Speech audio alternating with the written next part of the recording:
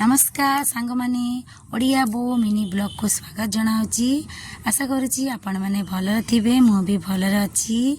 आज सकाल ठारू पूरा वर्षा पकाउची जेहेतु वर्षा सीजन चली माने वर्षा तो हम आती 2:30 पाखर वर्षा होची कमीबार ना धरुनी। ये गोटे मो पुओ खाली उदा बा चक्कर बाहर को बाहरी आउची। बिस्कुट गोटे धन नहीं था जेजेमा को चा बिस्कुट देती नहीं पाखर उदा होता मुझे पुछापुछी करके कपड़ा चेंज करके ताको मिश्री पानी पीवा को देली। किछि दिन हम पेटटा काटुची से मिश्री पानी देली। एठी मु आइली रोसे घर को ताको खाइबा दे देकी आइली जाऊँ मु रांधीमी कहीं छुआ आसवा टाइम हो गलानी।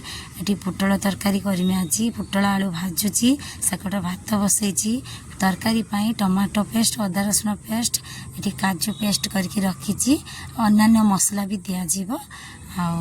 स्नेहा आसवा टाइम हो गलानी मो तरकारी भी एठी रेडी हो गलानी।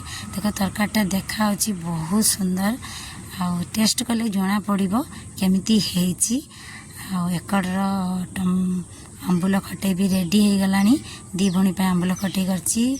स्नेहा आसीगला पूरा उदा हो बई बस्तानी सांगे सांगे काढ़ुची मुझे आनीते जापारे उदा हो पुछापुछी टिके करदेली तापाई खाइबा बाड़ुची। से कहला मम्मी मते प्रबल भूक मते खाइबा को दियो ता खाइबा बाड़ देची से नहीं कि निजे खाईदब। कहला मम्मी देखा मुझे केमती गुछेची खाइबाटा से निजे बाड़ी देची नहीं कि निजे निजे जाऊँगी मुझे बसिकी खाई दियो भाई भौणी। तार देखा देखी सानटा कहला मते भी अलग दियो दीदी को अलग देच माने मते भी अलग दियो खाइब तो नहीं कहले घांटबनी केमिति छुआगड़ा कहले बहुत सुंदर है।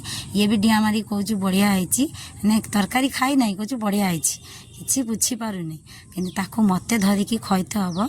एठी आमे माँ पुओ बसी गलु खाइबापाई ताको खैत ताको मु खैमी धरिकी ताको खैते खैते मु भी निजे खाईदेमी कहीं बहुत डेरी हो गलानी कहीं मोर बेले बेड़ी काम अच्छी एत बदमाशी करुच्ची आँखि कानर भात लगे दूची माने बहुत नखरा करियो खाया पाखर।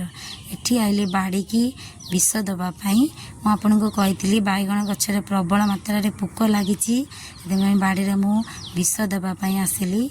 विष नदेले हेनी कहीं पत्रर अवस्था ना वर्षा दिन या खरा को चाहिए हेनी कहीं वर्षा छाड़ी होता मु विषटा पकईदेली गली कपड़ा चेंज करके मु प्रिया को देती मेडिसिन आने से मेडिसिन भी आनी पुचका नहीं आई बजार मुझे कौन माँ कहला पुचका मिलला नहीं आइली काकी चल बसिकी खाइबा वर्षा पागर आम 4 जन बसी गलु आम खाऊँ माने एंजॉय करके खाऊँ 4 जन 2 जनकर भारी खुशी पुचका आसी बोली माँ को सेकड़ मुझे शुखिला खाया पीया सरीगला। एबे जाऊँगी पिला टिके पाठ पढ़ेमी अन्य काम करमी माँ को टिके तेल मारिमी। आजिर वीडियो जी भल लगी निहाती सब्सक्राइब करने को भूलें लाइक करेंगे कमेंट करेंगे। देखा आउ एक वीडियो रे रही जय जगन्नाथ।